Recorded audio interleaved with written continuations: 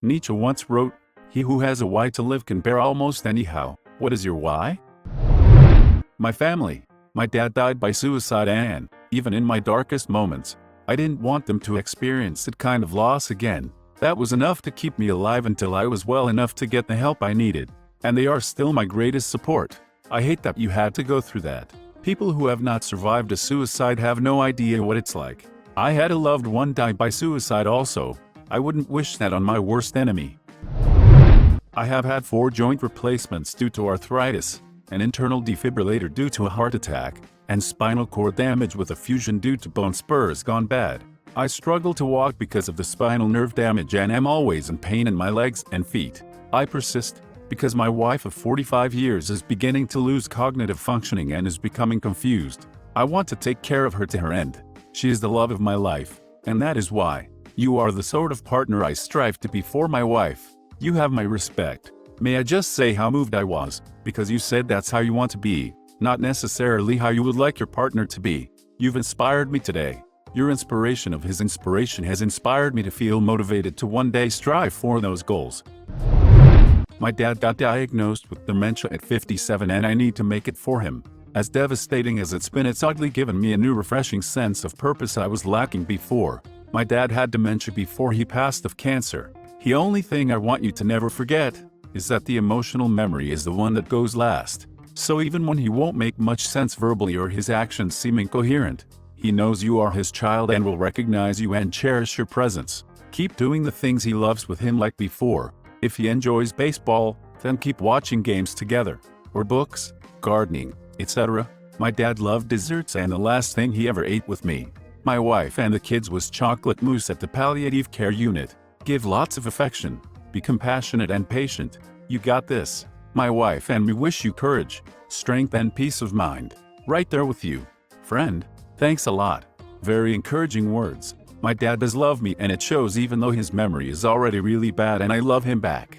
I am not trying to be a downer, but my grandmother had dementia. It's so hard, and it is awful. I'm saying this out of love and the also knowing the struggle and what it's like. My grandma didn't remember who I was, but she thought I was a different family member. It was still hard and just keep loving your father. Good luck.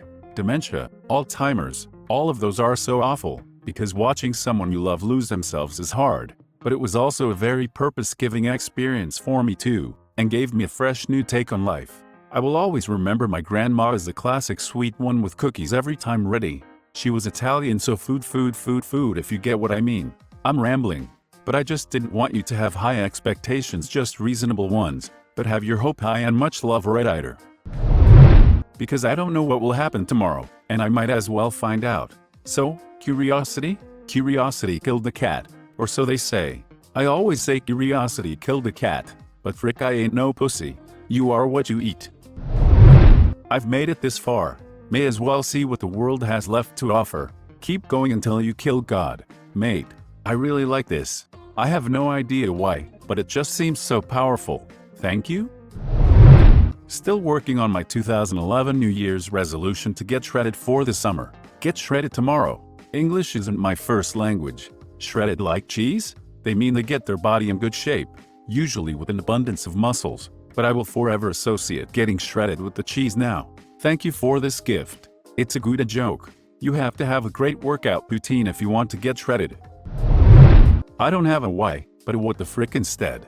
Why the frick? Actually relevant for me. It's partially spite for all the and partially curiosity in that I want to figure out how the world works and why certain things are so contrary to my expectations or intuition. I'm addicted to learning and understanding why something happened is a much needed painkiller for regret or confusion. Because I truly believe the world holds many more good things for me to experience. Seems a shame to miss out when I don't have to.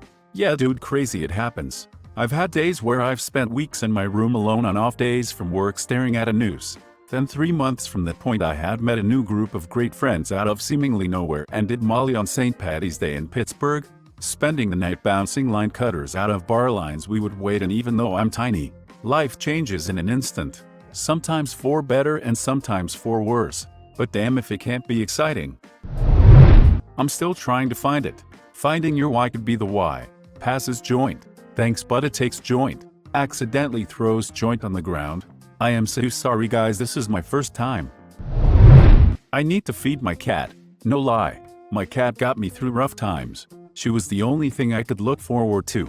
I would get home so depressed and she would just run up to me and beg for lovings. Then I'd lie down and she'd sit on my chest and purr with her head against my neck, and I would just sit there and smile for hours as I watched TV and had my little fur nugget loving on me. She saved my life. I'm in a much better mental state now.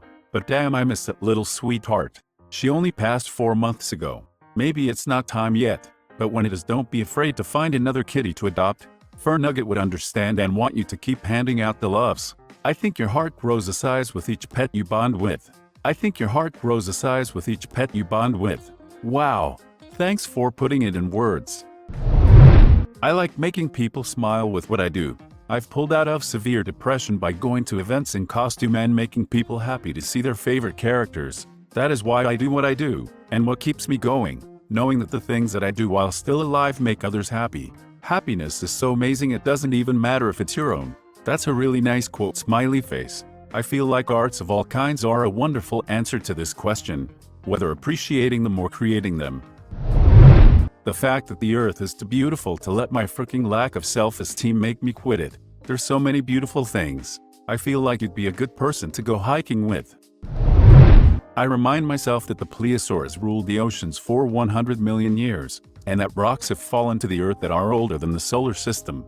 To me, that puts life into context. I'm here for this brief moment, and though it may not always be thrilling, it is a very special thing to be alive. That's a great motivation. That's kinda how I feel.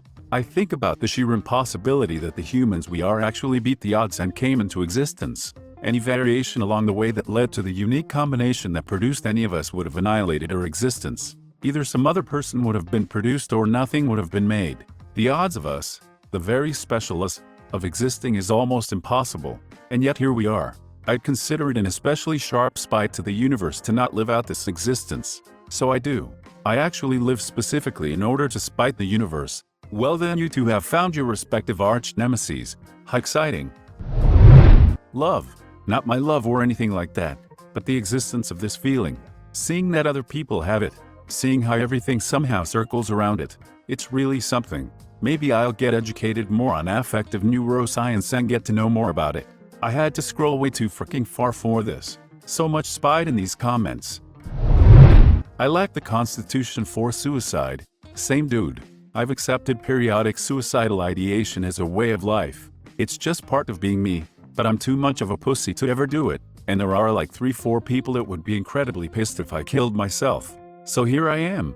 I recently had a breakdown where I felt the pain that my friends and family would feel if I chose to actually go through it. It felt so freaking terrible.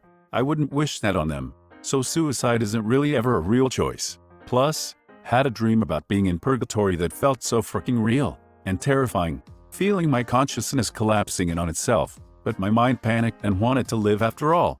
Waking up from that was such a blessing. The thought that I wouldn't wake up from the real thing scared me enough to keep at it for the time being. A breakdown like that was the epiphany, so to speak, that got me to the first step on my way up from the bottom. Of all things, it was a celebrity suicide that changed the way I thought. When Chris Cornell killed himself, it hit me. If I was sad over a celeb I didn't know in real life, imagine how sad my mom or LT boyfriend would be. Truly considering how crushed my mom would be. That was the beginning of things turning around. Things are better now. I'm by no means healed as a person, but every single day is better. Sweet God, that was a good show. Spite. Because frick you. That's why. That's my mentality behind it. It's a mix between frick you. You're not going to manipulate my life. I will, and frick you. Don't bother me while I search for my purpose in life. Amen. As someone who successfully lived with depression since age 11, spite is a good enough reason to stay alive has almost become a mantra. To prove those frickers wrong. They're wrong. Now they don't have a reason to live. Quick, tell them they have something to lose. Arg. Wait, they still think they're right. Though, kick their metaphorical teeth in. MX plus B. What if you're not straight? X2 plus BX plus C. And if you're B, it would be cos X. It's not my thing, but gays really love tangents. The woman who said yes, that I waited 4 decades to find. I could have had others during that time, but I'm glad I waited, even if that means I am getting a late start. Please tell us your story. I am in a boat where it feels hopeless. 2 hours ago I would have said my girlfriend. Now I'm all alone. Sorry for commenting. I just want to be cheered up. Thanks a lot for your kind words. Strangers, since some wondered, we were together for almost 7 years and we knew each other since when we were kids. I'm 26 years old now. I'm sorry to hear that. I hope you'll get through it.